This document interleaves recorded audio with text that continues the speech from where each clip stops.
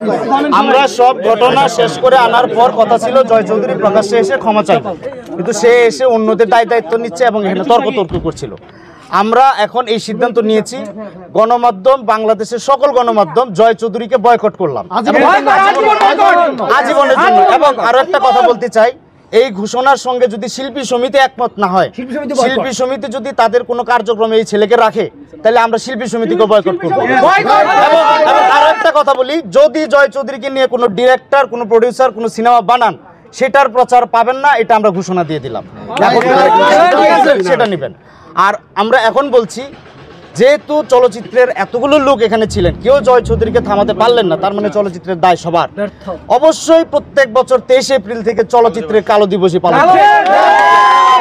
কথা নাই, আমরা এটা প্রত্যেক বছর পালিত করব। কি করব, আমরা ওই দিন সিনেমার মুক্তির দিন থাকলেও আমরা সিনেমার কোনো নিউজ করব না, এবং এটা আমরা সবাই মনে রাখবো। এটা আজকে নিউজের মাধ্যমে এটা প্রতিষ্ঠিত করে দিব। মানে আজকে যে ডিসিশনগুলো হয়েছে, আজকে তো ডিসিশনগুলো হয়েছে যে রোগীদের ক্ষয়ক্ষতি পূরণ, তারা ক্ষয়ক্ষতি পূরণ করবে, তারপরে যত ইনস্ট্রুমেন্ট ভাঙছে সেগুলোর ক্ষয়ক্ষতি দিবে।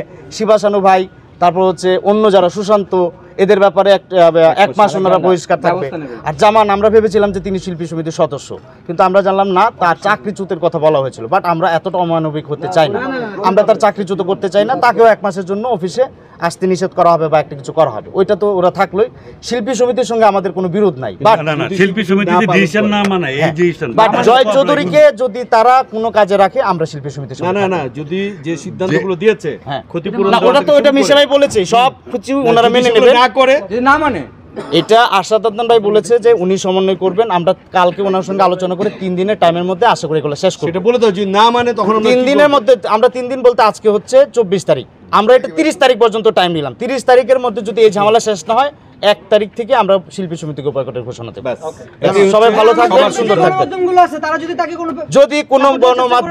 যদি কোনো গণমাধ্যম এই বয়কটের আওতার বাইরে গিয়ে করে, সেটা নিয়ে আমরা সাংগঠনিকভাবে বা আমরা নিজেরা বসে কথা বলবো। এখন কেউ যদি আমার দলের বাইরে চলে যায়, তাকে তো জয়ের মতোই আমাদের বয়কট করা উচিত। আমরা গণমাধ্যম কিভাবে বয়কট করবো? চাকরি ছেড়ে দিব?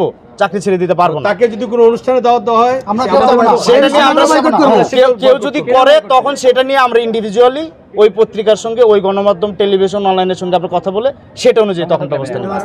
যারা আহত হয়েছেন, তাদের যদি কোনো শারীরিক কোনো ক্ষতি হয়, তাহলে সেটা দায়ভার জয় চৌধুরীকে নিতে হবে এবং আমরা মামলায় যাব। এছাড়া জয় চৌধুরী যে অ্যাগ্রেসিভ, সে তো আমাদেরকে পরবর্তীতে যে কোনোখানে যে কোনো কিছু করতে পারে, এই জন্য কি আমরা কোনো কিছু পরবর্তী সময় কি এটা তো আমরা বললামই, আমরা ব্যবস্থা নিয়ে রাখব। আশা করি আজকের এই ঘটনার পর যদি জয় চৌধুরী একটা জিডি করে রাখব, লিখিত দিতে হবে। আমরা অলরেডি বেশ কয়েকটা জিডি হয়েছে, যারা আহত হয়েছে তারা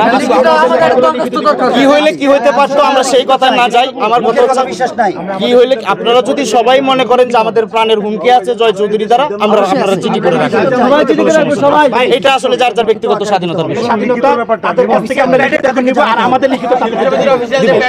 আমার মনে হয় আজকের মতো আমরা আলোচনা শেষ করব।